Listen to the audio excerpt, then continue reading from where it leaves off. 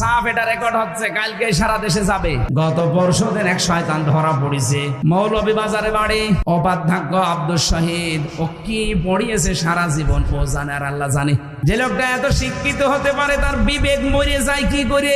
তার বাড়ি থেকে এখন 3 কোটির উপরে টাকা পাওয়া গেছে, বস্তা ভর্তি। দেশের মানুষ না খেয়ে মরে, আর শয়তানদের বাড়িতে বাড়িতে কোটি কোটি টাকা পাওয়া যাচ্ছে। 85 ভরি স্বর্ণ পাওয়া গেছে। একজন বাঁচতে কত টাকা লাগে মানুষের? আমার মনে হয় এদের কোনো বিচার আচার করার দরকার নেই। বাইতুল মোকাররমের সামনে নিয়ে খরচ ভাড়া দিয়ে শেষ করে দেন। কিসের বিচার এদের? দেশটাকে রসাতলে নামিয়ে দিয়েছে, আর এদের আবার বিচার করা লাগছে। যে মানুষগুলো প্রশাসনে অবৈধ স্বরাষ্ট্র মন্ত্রীকে দেখাচ্ছিল যে স্যার একটা গুলি করলে শুধু একটা মরে আর মরে না, এদের আবার বিচার লাগে নাকি? আমাদের বিরুদ্ধে বানানো মামলা দিয়ে যদি 3 বছর জেল খাটাতে পারেন, আপনাদের তো নিজেরা আপনারা সাক্ষী, হাজার হাজার ভিডিও আছে। এর জন্য আবার বিচার করা লাগবে কোন কারণে? আবু সাইদকে যেভাবে মেরেছে ওইভাবে ক্রস ফায়ার দিয়ে শেষ করে দিন, তাহলে তার গোনা মাফ হবে। তাছাড়া কোনো মাফ নেই। ও যদি কিয়ামত পর্যন্ত জেলে থাকে ওর মাফ হবে না, কারণ ও তো জেলে থাকলে ওই কষ্টটা পাবে না। আবু সাইদের মতো জীবন ওকেও দেওয়া লাগবে। এর সাথে যারা জড়িত, আয়না ঘরের সাথে যারা জড়িত, তারা 8 বছর 10 বছর 14 বছর আগে ওই ঘরে রাখা লাগবে। সুতরাং যারা বিভিন্ন কায়দায় বলছেন আমরা ঢুকে পড়বো, আপনি ঢুকে পড়তে পারবেন না। আপনার রেডি করা আছে। আর এটাও যদি নাও হয়, এ দুনিয়া শেষ না, এরপরে আরেকটা জগৎ আসছে। এমনি আপনি 8-10 বছর পরে এমনি মরে যাবেন। কথা বলেন না কেন? আমি তো চাই আমার 3 বছরের জন্য আমার এই মামলার সাথে যারা জড়িত প্রত্যেকে যেন এভাবে ফাঁসির কন্ডেম ছেলে 3 বছর থাকে, যোগাযোগ বিচ্ছিন্ন হয়ে। ব্যারিস্টার আরমানের জন্য 8 বছর তারা আয়না ঘরে থাকবে। 8 আর 3 কত হয় বলেন? ব্যারিস্টার আরমানের জন্য 8 বছর, আমান আজমির জন্য 10 বছর, কত হয়? 23। কত? 11 আর 10 কত হয়? 21 বছর আপনি আগে থাকবেন মাটির নিচে, এরপরে আপনারা যা করবেন করবেন। আর আমি জানি 21 বছর হলে আপনি কব্বরে চলে যাবেন। কি কথা বলেন না কেন? আমরা চাচ্ছি আপনাদেরকে বাঁচাতে। আপনারা যখন বাঁচতে চান যে আমাদেরকে বাঁচান, হ্যাঁ, বাঁচানোর যে সিস্টেম কোরআন হাদিস দিয়েছে এইভাবে আসেন। এই 15.5 বছর অনেককে ঘরে ঘুমাতে দেননি, তাহলে আপনি 15.5 বছর একটু থেকে দেখেন যে কেমন লাগে। আমাদের আদালতে তোলার সময় বলতো দেখ কেমন লাগে, এখন আমরাও বলি দেখ কেমন লাগে। খাপের খাপ মন্তাসের বাপ। আমার প্রথম কথা ছিল এইটা যে দুনিয়ায় যারা জালেম তাদের বিরুদ্ধে মামলা দেবে কে? সুতরাং যারা পালিয়েছেন এবং পালিয়ে অনেকে যাচ্ছেন, গোপনে আছেন, জালেম যারা, তারা কিন্তু হামজার মামলার আসামি আর নেই। এখন সরাসরি আল্লাহর মামলার আসামি। আল্লাহর মামলার আসামি ও কি বাঁচতে পারে এরকম কোন সম্ভাবনা আছে? নেই। আপনার দুনিয়াও শেষ, আখিরাত তো শেষ। আল্লাহু লা ইয়াহদিল কওমাজ জালিমিন। জালেমদের জন্য দোয়া করেও লাভ নেই, কারণ তাদের জন্য দোয়া করলে কবুল হবে না। ইহদি এটা মজারে, আল্লাহ বলেন আমি ওদের হেদায়েত দিচ্ছি না, দেবও না। আল্লাহ আমাদেরকে যেন জালেম হওয়া থেকে বাঁচান। আমরা মজলুম আছি, মাজলুম আল্লাহর কাছে অনেক দামি বিষয়। সারাটা জীবন যেন কম বেশি আমরা মাজলুম থাকি, যেন জালেম না হই। বলেন আমিন। হাদিস পড়লাম কি, তোমার ভাই যদি জালেম হয় অথবা মাজলুম হয় তাকে সাহায্য করো। সাহাবীরা বলেছিলেন হে নবী, আমার ভাই যদি মাজলুম হয় তাকে সাহায্য করা যায়, যদি জালেম হয় আমি কি করে সাহায্য করব? বিশ্বনবী বললেন তুমি তাকে জুলুম থেকে ফেরাও। তাকে যদি জুলুম থেকে ফিরিয়ে রাখতে পারো তাহলে তাকে সাহায্য করা হয়। আর যদি জুলুম করার জন্য কাউকে সাহায্য করা, জেনে বুঝে কেউ যদি জানে যে লোকটা জালেম, এরপরও তার পক্ষে থাকে, সে সঙ্গে সঙ্গে নবীর উম্মত থেকে খারিজ হয়ে যায়। এই 15.5 বছর যিনি পালিয়েছে আপনাদের পুত্রবধূ, জেলার জন্য, থানার জন্য একটা কলঙ্ক। আমার কুষ্টিয়ায় জন্ম, আমার একটু আফসোস লাগে মাঝে মাঝে, আল্লাহ অন্য জেলায় জন্ম দিলে ভালো হতো। কারণ এই জেলাতে এমন একটা সমস্যা, সারা বাংলাদেশে সহ বিশ্বে আমি বহু জায়গায় গিয়েছি, কোনো জায়গায় আমি দেখিনি যে পুলিশ পাহারা দিয়ে গাঁজা খাওয়ায়। সারা বিশ্বে মনে হয় কুষ্টিয়ার এই জায়গাটা যেখানে পুলিশ পাহারা দিয়ে নির্বিঘ্নে গাঁজা খাওয়ায়। মহাস্থানগড়ে আছে, এটা পাহারা দিয়ে খাওয়ায়। তারপর এটা এত নাম করা না। মহাস্থানগড় আমার মনে হয় বহির্বিশ্বে এরকম চিনি না, কিন্তু বাইরের বহু দেশে আমি লালনের মাজার, এই শয়তানরা সবাই চিনি।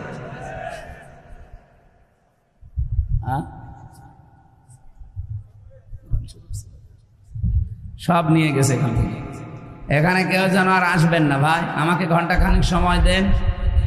আমি গুরুত্বপূর্ণ একটা বিষয় নিয়েছি। আমার আলোচনার বিষয় ক্ষমা। এটা খুব দামি বিষয়। যার জীবনে এটা নেই সে থাক।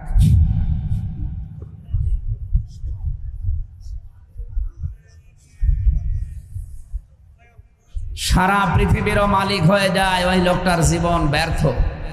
এই জন্য আমরা এটা কিভাবে পেতে পারি, আর আল্লাহ পাক জান্নাত কাদের জন্য তৈরি করে রেখেছেন, এটা আজকে কোরআন থেকে শুনে আমাদের জীবনে আমরা সেট করার চেষ্টা চালাবো ইনশাআল্লাহ। তাহলে কি বললাম, হাদিসের দুইটা ভাষা, অংসর আখাকা যালিমান আও মাজলুমান। তোমার ভাই যদি জালেম হয় অথবা মাজলুম হয়, উভয় অবস্থায় তাকে সাহায্য করো।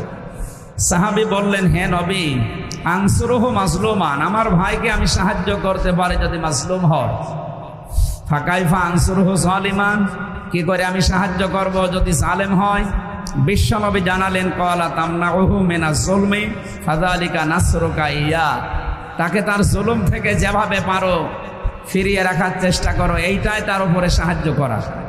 আমরা বহু চেষ্টা চালিয়েছি বিভিন্ন কায়দায় এই জালেমদেরকে জুলুম থেকে ফেরাতে, কিন্তু এরা ফেরে না। এদের বৃদ্ধি দিন দিন বেড়েছে। জুলুমের এমন পর্যায়ে গিয়েছে, আমি নিজে তো সাক্ষী। 10 দিন ছিলাম আমি মাটির নিচে, বাকি 3টা বছর আমি ফাঁসির কন্টেম সেলে ছিলাম বিনা কারণে। সুতরাং আমি নিজেই যেহেতু মাজলুম, আমার উপরে অবশ্যই কেউ না কেউ জুলুম করেছে। কথা বলে না কেন? যারা আমার এই জুলুমের সাথে জড়িত, এ মানুষগুলোর দুনিয়া আখিরাত সব ধ্বংস হয়ে গেছে। কারণ জালেমদের আমার আল্লাহ নিজে মামলা দায়ের করবে জালেমের বিরুদ্ধে। সুতরাং একেবারে বাংলায় বলছি, আপনাদের পুত্রবধূ আল্লাহর মামলার আসামি। এই জন্য এই থানাটা একটু ঝামেলায় আছে। না, এখানে ভালো মানুষও আছে। ভালো মানুষ নেই? সুতরাং যে মানুষগুলো জুলুম করেছিলেন আপনি সব ধ্বংস করে ফেলেছেন। দুনিয়াতে আপনি শেষ। কারণ যারা জুলুম করে এদের প্রতি আল্লাহর এত রাগ, মনে হয় আকাশ ভেঙে ওর মাথার উপরে পড়বে, জমিন ছেড়ে ওকে গিলে ফেলবে। কোরআনে কারিমে সূরা 25 নম্বর পারার 6 নম্বর পৃষ্ঠার 13 নম্বর লাইনে আছে, 42 নম্বর আয়াত। আল্লাহ বলেন, ইন্নামাস সাবিলু আলাল্লাযীনা ইয়াজলিমুনান নাস, আমি নিজে জালেমদের বিরুদ্ধে মামলা দায়ের করব। সুতরাং আয়না ঘরের সাথে যারা জড়িত ছিল, গোমের সাথে যারা জড়িত ছিল, উনি 1500 বলেছে না, 3732 জন হত্যা হয়েছে আগস্টের 5 তারিখের আগ পর্যন্ত। এটা সরকারি জরিপ। আর 2780 জন এখনো হাসপাতালের বেডে কাতরাচ্ছে। এতগুলো মানুষের সাথে যারা হত্যার সাথে যারা জড়িত, ডাইরেক্ট ইনডাইরেক্ট, এ প্রত্যেকেই আল্লাহর মামলার আসামি। সবচাইতে বড় আসামি উনি, যিনি 2006 সালে লগি বইটা নিয়ে সারা দেশ থেকে মানুষকে নিয়ে এই অক্টোবর মাসের 28 তারিখে 11 জন মানুষকে পিটিয়ে হত্যা করার পরে লাশের উপরে ড্যান্স দিয়েছিল। পৃথিবীর বহু ইতিহাস পড়েছি, কিন্তু এই যে কি ইতিহাস তৈরি করে গেল, আমার মনে হয় 1000 বছর পরে এই ইতিহাস মানুষ শোনার পরে শিউরে উঠবে। আয়ামে জাহিলিয়াতের কথা শুধু পড়েছি, কিন্তু আওয়ামী জাহিলিয়াতের কথা আমরা দেখলাম। 1500 বছর আগে ছিল এটা আইএমএ জাহিলিয়াত, আরে 15.5 বছর যারা ছিল ওরা তৈরি করেছিল আওয়ামী জাহিলিয়াত। শব্দ প্রায় একই না? না, ওইটার চাইটা এটা ভয়ঙ্কর। ওই সময় 11 দফা কর্মসূচি নিয়েছিল মুশরিকরা, আর এই 15.5 বছরে 13 দফা কর্মসূচি নিয়েছিল এই যে নামধারী আপনাদের উনি। এই জন্য ওই আগে যে 1500 বছর আগে মুশরিক আবু জেহেল, আবু লাহাব নাম শুনলে গালি দেয়, আমার মনে হয় ওরা থাকলে এখন ওরা গালি খেত না, গালি খেত উনি, ওনার চাইতে 2 কাঠি উপরে। এই জন্য মাজলুমদেরকে বহু চেষ্টা চালিয়েছিলাম ফেরানোর, এরা ফেরে নাই। এখন যদি এদেরকে সাহায্য করতে হয়, এদের এই অপরাধগুলো মাফ করানো লাগবে, নয়তো সাহায্য করার কোনো বুদ্ধি নেই। যেহেতু ওরা আল্লাহর মামলার আসামি, বাদী যত বড় হয় মামলা তত জটিল হয়। সাইফুল ভাই বলছিলেন না, আমি 3টা বছর জেলে ছিলাম, আমার মামলার বাদী যদি উনি হয়তো কবে বের হয়ে চলে আসতেন। মামলার বাদী আপনাদের পুত্রবধূ। এই কারণে আমার 33 বার মামলাটা সিএমএম কোর্ট, জজ কোর্ট, হাইকোর্টে না হবে না। কেন? আল্লাহর ওলির নিষেধ। উনি যতদিন পর্যন্ত হ্যাঁ না বলবে ততদিন হবে না। কি একটা দেশে ছিলাম বলেন তো। এখান থেকে মুক্ত করার জন্য যে মানুষগুলো এদেশে জীবন দিয়ে গেল, সর্বপ্রথম আবু সাইদ, আল্লাহ যেন তাকে জান্নাতের সুউচ্চ মাকাম দান করে। বিশাল একটা ইস্পিহা দেখিয়েছি। তার বাড়িতে গিয়েছিলাম আমি দেখার জন্য, কবর জিয়ারত করে এসেছি। আল্লাহর কাছে দোয়া করছি এই মাজলুম মুসাফির অবস্থায় আল্লাহ যেন সত্যি তাকে জান্নাতি বানিয়ে দেন। বলেন আমিন। হ্যাঁ, শহীদরা এমনিতে জান্নাতে যাবে, কারণ যারা শাহাদত বরণ করে আল্লাহ বলেন তারা মরে না, ওরা জীবিত, আর আমি তাদের নিচে খাবার খাওয়াই। বালা হায়াউন ইনদা রাব্বিহিম ইরযাকুন। তারা জীবিত একদিকে, আর জীবিত থাকলে, জেগে থাকলে যেহেতু খাবার খাওয়া লাগে। হ্যাঁ, ইমানদার হয়ে যদি কেউ মারা যায় সে জীবিত থাকবে না, সে ঘুমিয়ে থাকবে। কথা বুঝতেছে? তিনি জেগে থাকতে পারবেন না। ইমানদার হয়ে যদি কেউ মারা যায় উনি ঘুমিয়ে থাকবে কবরে। কিয়ামতের ময়দানে যেদিন ফুৎকার দেওয়া হবে সেদিন উনি জেগে উঠবে, এতটুকুই শেষ, আর আগে পরে কিচ্ছু নেই। কিন্তু কোন মানুষ যদি সত্যি শাহাদত পায়, তাকে আল্লাহ বলবেন না তোর ঘুমানো দরকার নেই, তুই জেগে থাকবি আর আমি নিজে তোরে খোদা লাগলে খাওয়াবো। সুতরাং আবু সাইদ সহ এই 3732 জন মানুষ যারা জীবন দিয়ে চলে গেল, আল্লাহ যেন প্রত্যেককে শাহাদতের মর্যাদা দান করে। আর যিনি এর সাথে সর্বপ্রথম জড়িত, তাকে এই জুলমের কারণে, গণহত্যার কারণে তার যেন এই দেশের মাটিতে সচক্ষে বিচার হয়। আমি বিচার হয় কেন বললাম? কারণ বিচার যদি না হয় সে বিপদে পড়বে, আর আমরা চাই না আপনাদের পুত্রবধূ বিপদে পড়ুক মরণের পরেও। এখন তো বিপদে আছে, মরণের পরও যেন বিপদে না থাকে। প্রশ্ন আসতে পারে মরণের পরে বিপদে পড়বে মানে? হ্যাঁ, দুনিয়াতে যে যে ধরনের অপরাধ করে, ওই অপরাধ যদি দুনিয়ায় বিচার না হয়, কিয়ামতে আল্লাহ যখন বিচার শুরু করবে তখন ওইটা ডবল করে। কথা বুঝতেছে না? আমার ভাষা বোঝার চেষ্টা করেন। আমরা অনেকে আজ মানুষকে ধোঁকা দিয়ে প্রতারণা করে বোকা বানিয়ে রেখে দিচ্ছি। তোর চিন্তা নেই, টাকা পয়সা আমাকে দে, আমি তোরে আমি লাইন মতো তুলে দেব। মনে হচ্ছে যে ও মাফ করার টেন্ডেন্সি নিয়ে বসে আছে, অথচ কোরআন আর হাদিসের বর্ণনা সাফ, এটা রেকর্ড হচ্ছে, কালকে সারা দেশে যাবে। কেউ যদি অপরাধ মাফ করাতে চান, কোরআন আর হাদিসের কিছু নির্দেশনা বলি আছে না নেই? 1 নম্বরে যে অপরাধ করেছেন ওই অপরাধের জন্য আগে দুনিয়ায় ক্ষমা পেয়ে তারপরে মারা যান, নয়তো আপনার খবর আছে। এখন ক্ষমাটা পাবেন কি করে? অপরাধ করেছেন যার কাছে, ক্ষমা চাবেন তার কাছে। এইতে 3টা বছর উনি নির্বাচন না দিয়ে বিনা ভোটে সারাটা দেশ চালিয়ে গেল, অথচ বাইরে এখন ছড়াচ্ছে যে আমরা নির্বাচিত সরকার, আমাদেরকে উৎখাত করে দিয়েছে। আপনি এত বড় মিথ্যা কথা বলতে পারছেন বাইরে যে?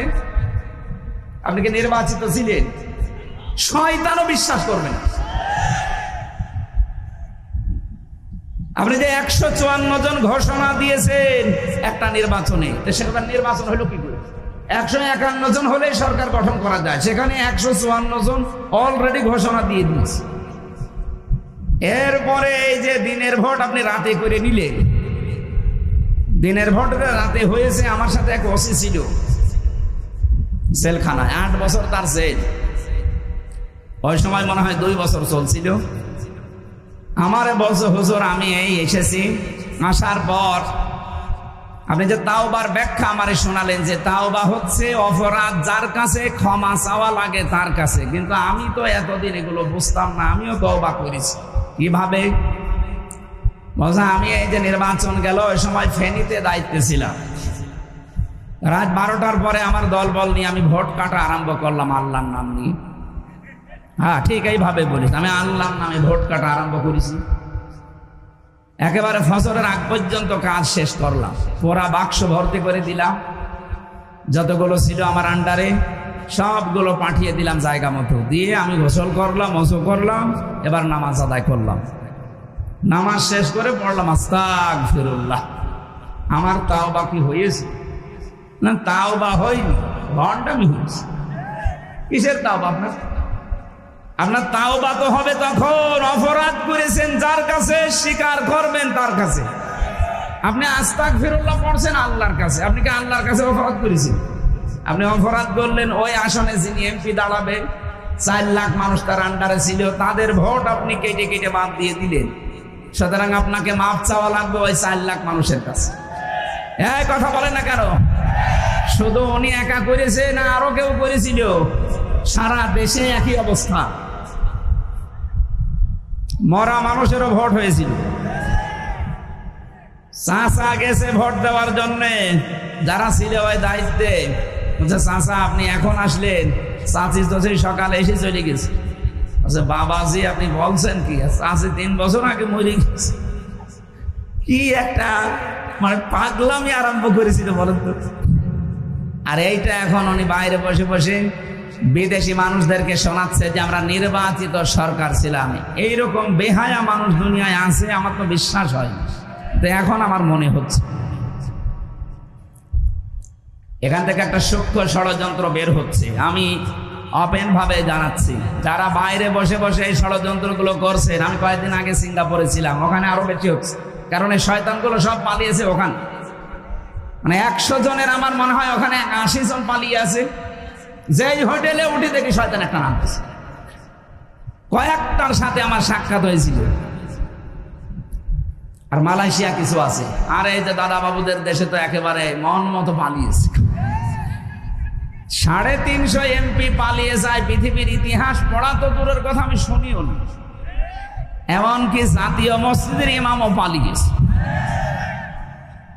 আপনি বলেন তো একটা দেশ কত রসাতলে চলে গেলে জাতীয় মসজিদের ইমামও পালিয়ে যায়। কয়েকদিন আগে জ্বর করার জন্য এসেছিল ইমামতি নিতে, মুসল্লিরা এমন জোতা পিটা করেছে, ও সকালে পরের দিন স্ট্যাটাস দিয়েছে মুসল্লিরা জোতা মেরেছে কিন্তু আমার গায়ে জোতা লাগেনি। কত বড় শয়তান! আপনাদের এই পুত্রবধূ এই জালেমাকে সে উপাধি দিয়েছিল কওমি জননী। আমি জেলখানায় কওমি মাদ্রাসা 76 জন আলেমের সাথে ছিলাম। এই ঘোষণা দেওয়ার পরে তারা ওই দিন বদদুয়া করেছে। করল কি? উনি এটা দিয়েছিল একটা বিষয় নেওয়ার জন্য, যেন ওনাকে নড়াইল থেকে নৌকা মার্কা দেওয়া হয়। আপনি এত নিচে নামতে পারলেন একজন আলেম হয়ে, নৌকা মার্কায় মানুষ দাঁড়ায়, আপনি যদি কুকুর মার্কায় দাঁড়াতেন, হ্যাঁ নৌকা মার্কায় না দাঁড়িয়ে কেউ যদি এই বাংলাদেশে কুকুর মার্কায় দাঁড়ায় তাও সে পাস করে। কিন্তু এই জিনিসটাকে আল্লাহ এত বেশি ঘৃণিত বানিয়ে দিয়েছে, এখন যদি কেউ নৌকায় ওঠে এ দরবেশের মতো সেও ধরা খাচ্ছে।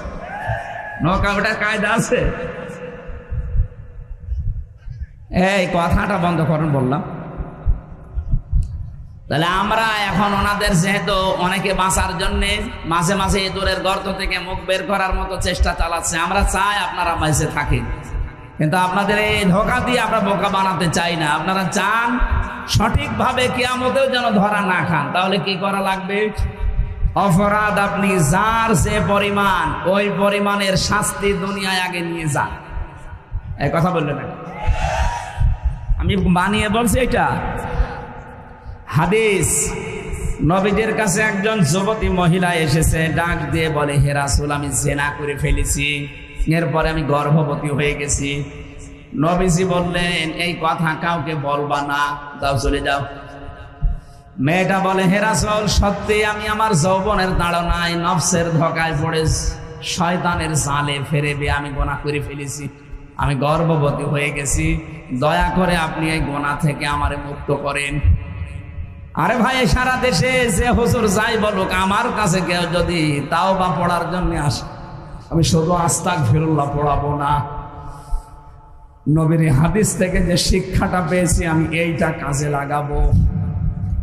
রংপুরবাসী এবার আপনার বিবেক দিয়ে বলেন তো, ১৫০০ বছর আগে বিশ্ব নবীর কাছে যে যুবতী মেয়ে এসেছিল জেনা করার পর, বলেছে আমাকে মুক্ত করেন এই গুনাহ থেকে, নবীজিকে তাকে বলতে পারতেন না ঠিক আছে তুমি একবার আস্তাগফিরুল্লাহ পড়ে নাও, বলতে পারতেন? তার তো আরব দেশের মানুষ, আরবি মাতৃভাষা, একবার বললে সে মুখস্থ করে ফেলতো আস্তাগফিরুল্লাহ, তার মাফ হয়ে যেত নাকি? কিন্তু নবীজি ওটা করেননি, বললেন ঠিক আছে যতদিন সন্তানটা ডেলিভারি না হয় বাড়ি যাও, এটা ডেলিভারি হওয়ার পরে আসবা, কারণ তোমার অপরাধ আছে, এই সন্তানের কোনো অপরাধ নেই। এই ভালো করে শুনবে, আমি বেশি কথা বলছি না, খুব অল্প সময় শিক্ষামূলক কিছু কথা বলছি। মেয়েটা সন্তান হওয়ার পরে দৌড়িয়ে এসেছে, রাসূল এই যে আমার ছেলে।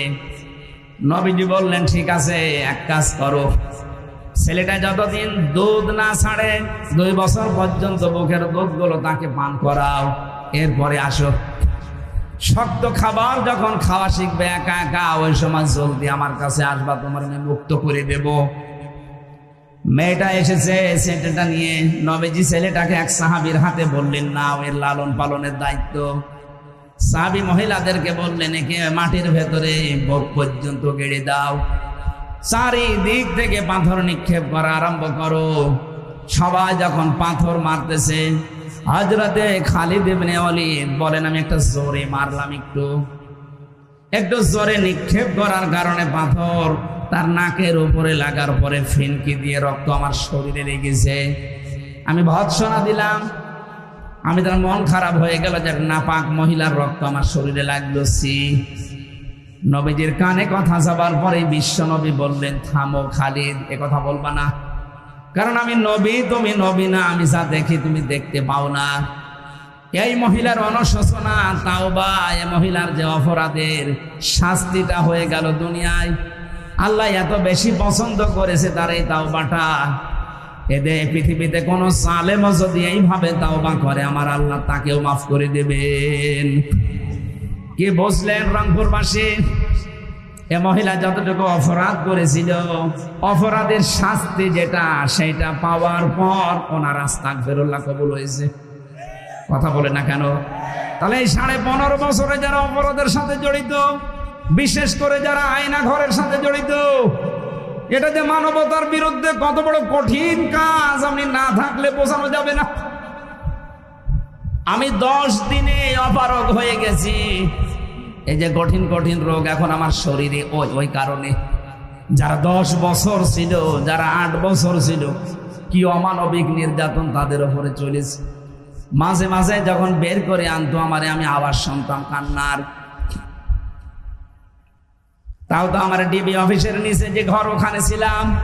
আসল যেটা ডিজিএফআইয়ের ওই জায়গায় তো আরো ভয়ঙ্কর, যেখানে ব্যারিস্টার আরমান ছিল, আমান আজমি ভাই ছিল, যেখানে ইলিয়াস আলী বিএনপির এই নেতা ছিল, ওখানে কত মানুষের হাড় গোড়, কত মানুষ মারাই গেছে। আসার সময় দেখতাম মাঝে মাঝে কোনো মোবাইল নাম্বার চোখে পড়ে, লেখা আছে ভাই নাম্বারটা একটু বাইরে জানাবেন, আমি অন্তত বেঁচে আছি। 2 দিন 5 দিন না, কেউ 5 বছর, কেউ 8 বছর, কেউ 10 বছর, কেউ 14 বছর পর্যন্ত পড়ে আছে। আর খাবার দিত সকালে পচা ছোলা, দুপুরে দিয়েছে একেবারে মাখানো ভাত, মনে হচ্ছে কেউ খেয়ে পারেনি, ফেলেছে। এইটা আমার সাথে মুফতি ফখরুল সাহেব ছিলেন জেলখানায়, মাঝে মাঝে আমার শোনাতেন ভাই ফাঁসির এই কন্ডেম ছেলে আছি, তারপরও আসি মনে হচ্ছে জান্নাতে আছি। এমন জায়গায় আমার রেখেছিল, এই পায়ের ভেতর দিয়ে ভাবে হাত দিয়েছে। সামনে যে লোহার ব্যারিকেড দেওয়া আছে, এই লোহার বিশাল বিশাল শিকের সাথে আমার হাতকে ওরা শিকল দিয়ে বেঁধে দিত। আরে 2 মিনিট 5 মিনিট, 1 দিন 2 দিন পরে খুলে দিলে তো হয়। বছরের পর বছর এভাবে আমার রেখে দিয়েছে। 1.5 মিনিট 2 মিনিট সময় দিত টয়লেট করার জন্য। কখন আজান হয়, কখন দিন হয়, রাত হয়, এটা যে কোন বছর, কত মাস, কোন তারিখ আমি কিছু জানি না। আপনি বলেন তো কি অবস্থা তৈরি করেছিল তাদের উপরে। এই জালেম যারা, এর সাথে যারা জড়িত, তারা নাকি 10 দিন 12 দিন 15 দিন পর পর একবার দেখতে যেত। মানুষের এই চিৎকার কান্না আর আর্তনাদ শোনার পরে তারা অট্ট হাসি দিত যে দেখ কেমন লাগে। আমার মনে হয় আল্লাহ পুরা উল্টি এখন ওই জালেমদের উপরে ওইটা চাপিয়ে দিয়েছে। আদালতের দিকে তাকান, এই দালাল সুমন, এই দরবেশ বাবা, এই নওগাঁর একজন ছিল সাধন চন্দ্র মজুমদার, খাদ্যমন্ত্রী ছিল। গত পরশুদিন এক শয়তান ধরা পড়েছে। মৌলভীবাজারে বাড়ি, অবাধ্যক্ষ আব্দুল শহীদ। ও কি পড়িয়েছে সারা জীবন ও জানে আর আল্লাহ জানে। যে লোকটা এত শিক্ষিত হতে পারে তার বিবেক মরে যায় কি করে। তার বাড়ি থেকে এখন 3 কোটির উপরে টাকা পাওয়া গেছে, বস্তা ভর্তি। দেশের মানুষ না খেয়ে মরে, আর শয়তানদের বাড়িতে বাড়িতে কোটি কোটি টাকা পাওয়া যাচ্ছে। 85 ভরি স্বর্ণ পাওয়া গেছে। একজন বাঁচতে কত টাকা লাগে মানুষের? আমার মনে হয় এদের কোনো বিচার আচার করার দরকার নেই। বাইতুল মোকাররমের সামনে নিয়ে খরচ ভাড়া দিয়ে শেষ করে দেন। কিসের বিচার এদের? দেশটাকে রসাতলে নামিয়ে দিয়েছে, আর এদের আবার বিচার করা লাগছে। যে মানুষগুলো প্রশাসনে অবৈধ স্বরাষ্ট্রমন্ত্রীকে দেখাচ্ছিল যে স্যার একটা গুলি করলে শুধু একটা মরে আর মরে না, এদের আবার বিচার লাগে নাকি?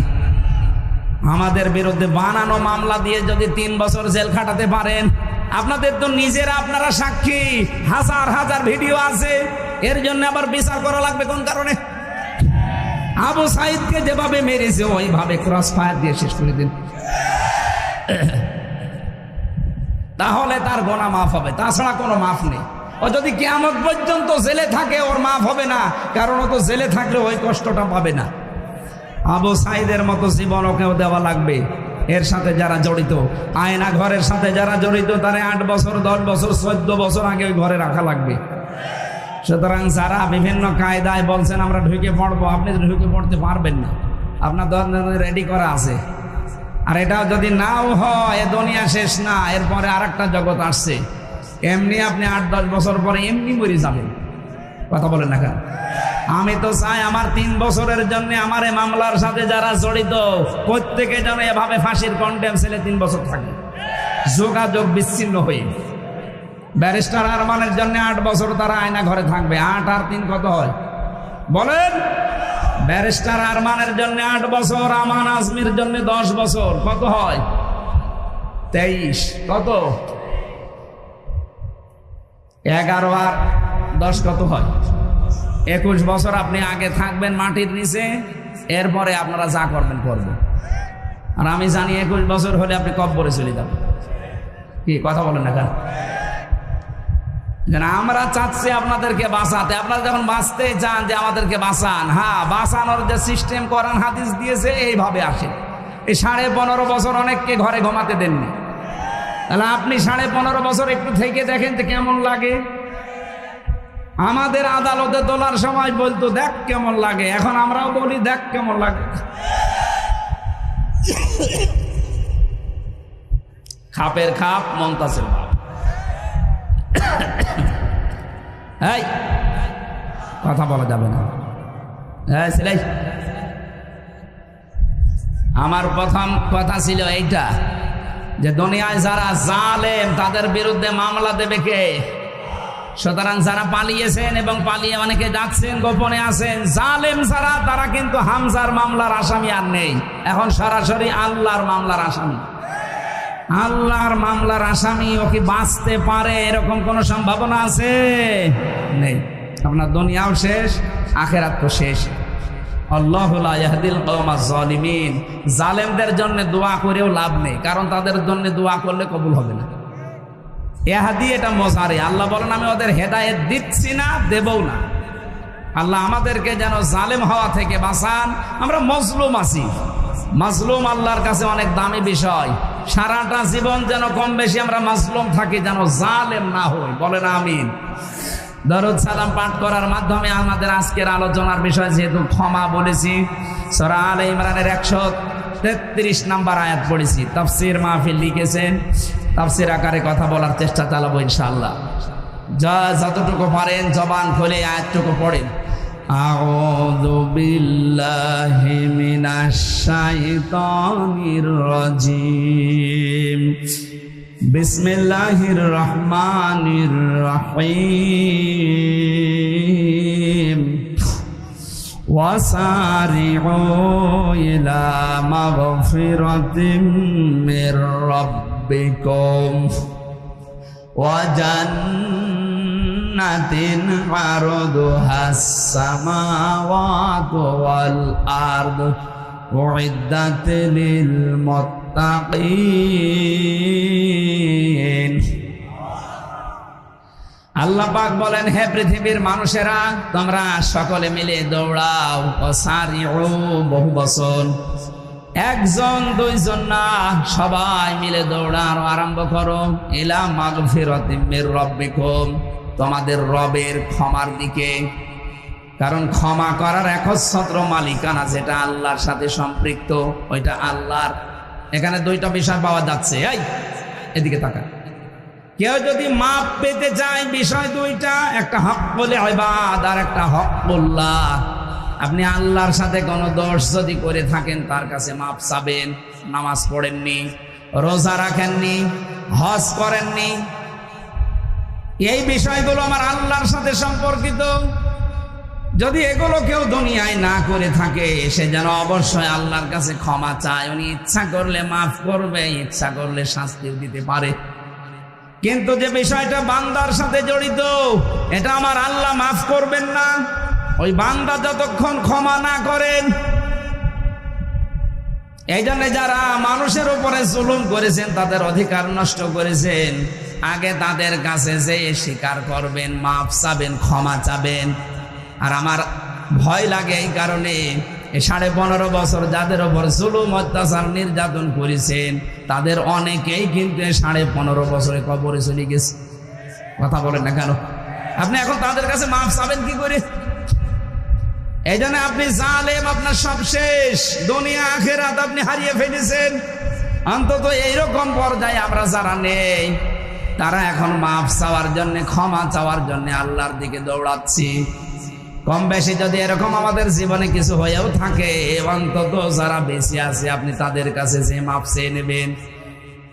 হ্যাঁ, বাপ হিসাবে যদি সন্তানের উপরে জুলুম করে থাকেন, অনেক বাবা আছে হজ করতে যাওয়ার আগে ছেলের নামে ভালো ভালো সম্পদ লিখে দেয়, আর মেয়েকে বলে, মা তোর জন্য আমি দোয়া করে দেব কাবা ঘর ধরে।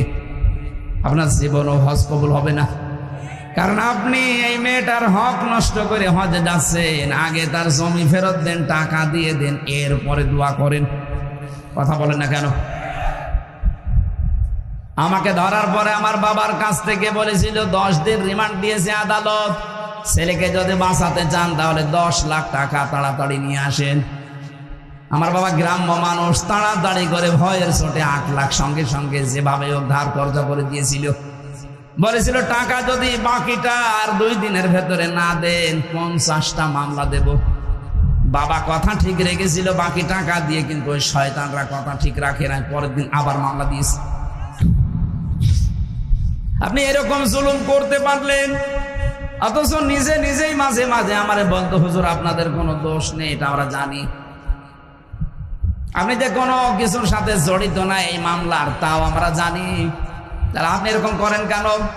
11 ঘন্টা আমারে টাঙিয়ে রাখলেন, আমার চোখে কালো কাপড় দিয়ে বেঁধে, হাত পেছনে দিয়ে টাইট করে সেই শিকল দিয়ে বাঁধা, মাথায় ডান্ডা বেড়ি লাগানো, দড়ি দিয়ে টাঙিয়ে রেখেছে রডের সাথে 11 ঘন্টা। দুপুর 2টায় নিয়ে গেছে, রাত 11:30টায় নিয়ে আসতেছে।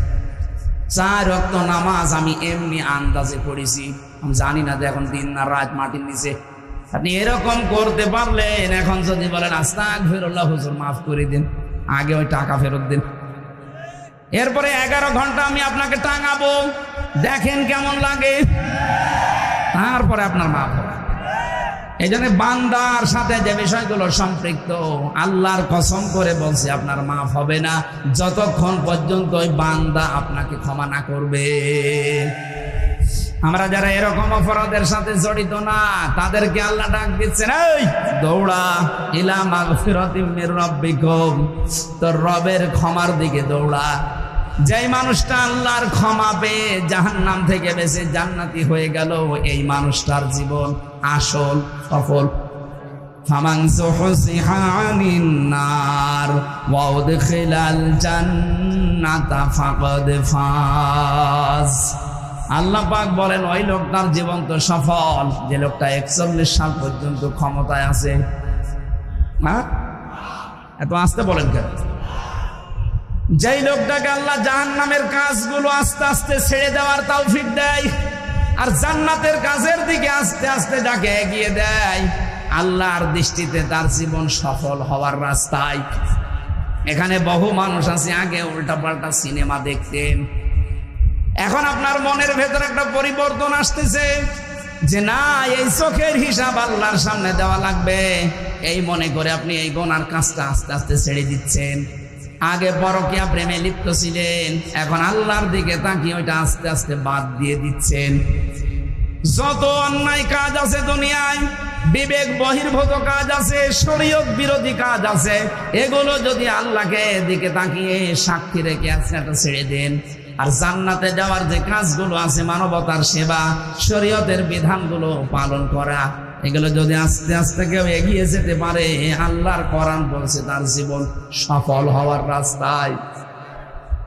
আপনি এবার নিজের সাথে নিয়ে মিলান যে আপনি আসলে এই রাস্তায় আছেন কিনা। আগে ঘুষ খেতেন, এখন আস্তে আস্তে ছেড়ে দিয়েছেন। আগে সুদ খেতেন, এখন আপনি আস্তে আস্তে ওটা ছেড়ে দিচ্ছেন। এটা গ্রাম অঞ্চল আছে কিনা আমি জানি না, 1000 টাকা ছেড়ে রাখে, 1 মাস পরে 100 টাকা বেশি নেয়। এই এলাকায় আরম্ভ হয়ে গেছে। এই সুদের সাথে কারা জড়িত আছে হাত তোলেন তো। না, আমার মনে হয় এটা বলা ঠিক হলো না, কারণ এই এলাকায় এখন শুরু হয়নি। যদি কেউ এই কাজে এখন থাকে, না খেয়ে মারা যান, তাও জান্নাত পাবেন বলে আশা করা যায়। কিন্তু এই সুদের সাথে যদি কেউ জড়িত হয়, ও যেন মায়ের সাথে জেনা করে আসবে। আপনি কি ভাবতে পারেন যে মায়ের সাথে কাজ কোনো শয়তান ছেলেও করতে পারে? অথচ আপনি ভালো মানুষ করতেছেন। সুতরাং এই কাজ যারা আছেন, 1000 টাকা ছেড়ে রাখে, 1 মাস পরে 1100 টাকা পায়। হ্যাঁ, 200 এদিকে আরো বেশি। আমি আশা করছি এটা ছেড়ে দেবেন ভাই।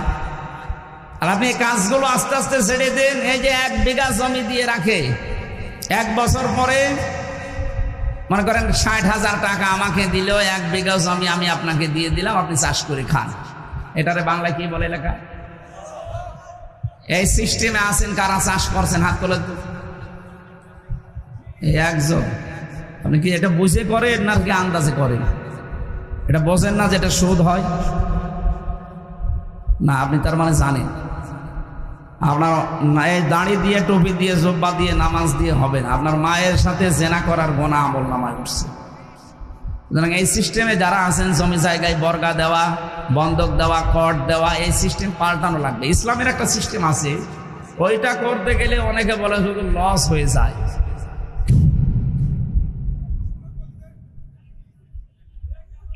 না, আমি 1 বিঘা জমি আপনার কাছ থেকে নিলাম, টাকা আমি দিয়ে দিলাম। যখন আপনি টাকা ফেরত দেবেন আমারে, মনে করেন 60,000 বললাম, তখন আপনি হয়তো 5-7 হাজার 10,000 টাকা আপনাকে 1 বছর 2 বছর 3 বছর যা করে খাবেন, এরপরে নেওয়ার সময় টাকাটা কম নেওয়া লাগবে। এই সিস্টেমে আমি জানি মনে হয় এলাকায় এগুলো চলে না, খালি হ্যাঁ নে। এটা সারা দেশের অবস্থা একই, মানুষ জেনে শুনে পায়খানা খাবে। আরে ভাই, আপনি তো ক্ষমা পেতে চান। আপনি যার জন্য এইরকম অবৈধভাবে টাকা ইনকাম করছেন, আমি সহ যারা বাম হাতের এই অবৈধভাবে ইনকাম আমরা করি, কি করি বলেন তো? টাকা পয়সা উপায় করি। এই টাকা পয়সাগুলো বিশাল স্তূপ মনে করেন হয়ে গেল, এগুলো তো আমি সব ভোগ করতে পারবো না। হয় আমার মেয়ে, আমার ছেলে, আমার বউ, কথা বলেন না কেন? আমার অবৈধ ইনকাম দিয়ে তারা আনন্দ ভোগ করার জন্য 2 পায়ে খাড়া। কিন্তু আমার এই ইনকামের জন্য যে অপরাধ, যে পাপ, একটা পাপও আমার বউ নেবে না। কার বউ এ পাপ নেবে আগে আজকে রাত্রে জিজ্ঞাসা করবে। যদি বলে হ্যাঁ তুমি যা করো করো, আমি অর্ধেক নেব, আপনি আরো 100 টাকা 80 মাইল দেবেন। কিন্তু ও যদি বলে তুমি কিভাবে কি করবা আমি জানি না, তোমার একটা পাপও আমি নিতে রাজি না, তাহলে আপনার এই পাগলামি বন্ধ করা লাগবে। আপনি পাগলামি করছেন। আমরা পাগল হয়ে থাকবো না, পাগল ভালো হব, এই কথা বলে না কেন? দুনিয়া একদিকে চলে যাক, এই সুদের সাথে যে সমস্ত কারবার আছে, ব্যাংকিং হোক আর জনগণের সাথে হোক, আজকে থেকে তওবা করে ফিরে আসবে, তাহলে এই মাহফিল শুনতে এসে লাভ হবে। তাছাড়া কিয়ামত পর্যন্ত অনুষ্ঠান হয়ে যাবে, আপনার কোনো লাভ হবে না। আল্লাহ বলেন দৌড়াও আমার ক্ষমার দিকে। আমরা তো দৌড়াচ্ছি ক্ষমা পাওয়ার জন্যে। জান্নাতিন আরদুহাস সামাওয়াতু ওয়াল আরদ, এমন ক্ষমার দিকে, এমন জান্নাতের দিকে দৌড়াও যে জান্নাতের প্রশস্ততা আকাশ আর জমিনের চাইতেও বিস্তৃত। এটা যদি আমরা মনে প্রাণে বিশ্বাস করতাম যে আল্লাহ আমাদের জন্য একটা বিশাল বাগান বানিয়ে রেখেছে, আমি সত্যিই যদি দৌড়ি ওই বাগানে পৌঁছাতে চাই, তাহলে আমার এই ক্ষমা দুনিয়ায় পেয়ে তারপরে যাওয়া লাগবে।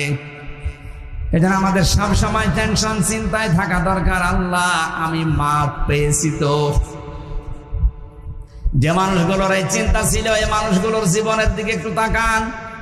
হযরতে আবু বকর সিদ্দিক, তিনি জান্নাতের জিন্দা অবস্থায় গ্যারান্টি পেয়েছিলেন, দুনিয়ায় জীবিত অবস্থায় সার্টিফিকেট পেয়েছেন যে তুমি জান্নাতি। মসজিদে নববীতে অসময়ে যে তিনি শিশুর মতো অঝর নয়নে কাঁদছিলেন, নবীজি বললেন অসময়ে কাঁদো কেন?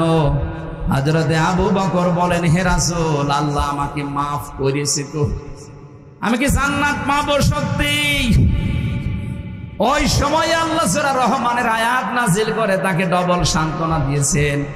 অলিমান খাফা মাকামা রাব্বিহি ওয়া নাহান নাফসা আনিল হাওয়া ফাইনাল জান্নাতা হিয়াল মাআওয়া। বলেন আল্লাহু আকবার। কোন মানুষ যদি সত্যি আল্লাহকে ভয় করে, অপরাধ করার ক্ষমতা থাকার পরও তাকে ভয় করে ছেড়ে দিতে পারে, আমার আল্লাহ তারে মেহমানদারি করাবেন জান্নাতুল মাওয়া দিয়ে, তার আশ্রয় স্থল বানাবেন। ওইটা সূরা রহমানের ভেতরে আছে, অলিমান খাফা মাকামা রাব্বিহি জান্নাতান। কোন মানুষ যদি সত্যি তার রবকে ভয় করতে পারে, এই ভয় কান্নাকাটি করে, আল্লাহ আমি মাপ পাবো তো, জান্নাত পাবো তো। আবু বকরকে যেমন আল্লাহ ঘোষণা দিয়েছিলেন আজকের এই দৃশ্যের জন্য, তোমার আমি ডবল জান্নাত দিয়ে দিলাম। তামাম পৃথিবীর মানুষের জন্য একটা করে জান্নাত পাবে। হযরতে সিদ্দিক আকবর আবু বকর এই অনুশোচনা করার কারণে জান্নাত পাবে ডবল। জোরে বলেন সুবহানাল্লাহ। বাংলার মুসলমানের জন্য সময় আমাদের এখন জীবিত অবস্থায় আছে হাতে। আমরা সব সময় এই টেন্ডেন্সিতে থাকি, এই প্রেশানে থাকি, আল্লাহ আমাকে মাফ করবা তো। যার ভেতরে যত বেশি এটা পয়দা হবে, তার দুনিয়ার জীবন তত পরিচ্ছন্ন হবে, তার গুনাহ থেকে বেঁচে থাকা সহজ হবে। পৃথিবীর এই জমিনটা যে ধোঁকা, তার কাছে পরিষ্কার হবে। চেয়ার বলেন, বউ বলেন, অর্থ সম্পদ বলেন, সব কিছু আল্লাহর ভাষায় যে ধোঁকা, এই ধোঁকাটা তখন সামনে এসে দাঁড়াবে। আমাল হায়াতুদ দুনিয়া ইল্লা মাতাউল গুরুর। আল্লাহ পাক বলেন, হে পৃথিবীর মানুষেরা, দুনিয়ার জীবনটা কিন্তু ধোঁকা। এজন্য আমরা অন্ধকারে যারা পড়ে আছি, আমি সহ প্রত্যেকে যেন আমরা থামি। আপনার স্ত্রী কিন্তু সত্যি ধোঁকা। আপনি আজকে মারা যান, দেখেন একদিনও আপনাকে আর রাতে পাহারা দেবে না, বলবে জিন আসবে। অথচ এর জন্য আপনি বাবা শাহজালাল সব হালাল করে ফেলেছিলেন।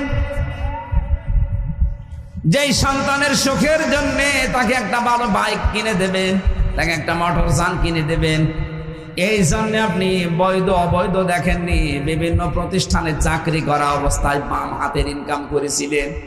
আপনার এই অবৈধ টাকা নিয়ে এসে হয়তো বাইক আরামে চড়বে, মোটর যান চড়ে বেড়াবে। এর জন্য যে অপরাধটা হয়ে গেল, এইটার ভাগ আপনার ওই ছেলে নেবে না, কবরে আপনারই মুগুর খাওয়া লাগবে। আমাদের পরিবর্তন আসা দরকার। এখন আমরা ক্ষমা পেতে চাই, কারণ যারা ক্ষমা পাবে আল্লাহর কাছে এই মানুষগুলোর জন্য আল্লাহ তার জান্নাতকে প্রস্তুত করে রাখতেছেন।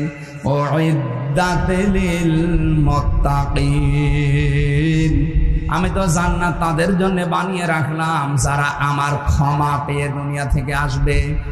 আপনি নিজের কাছে এখন ভাবেন তো আপনি আসলে ক্ষমা পেয়েছেন কিনা। খলিফাতুল মুসলিমিন হযরত ওমর ঈদের দিন সকালবেলা অঝোর নয়নে ঘরের দরজা বন্ধ করে কাঁদছিলেন। হযরত আবু হুরায়রা বলেন, আমি সকালবেলা গেলাম, সবাই দেখে বিভিন্ন আনন্দে মেতে আছে, কিন্তু কান্নার আওয়াজ আসে খলিফার ঘর থেকে। দরজায় নাড়া দিলাম, ভেতর থেকে আওয়াজ এলো কে?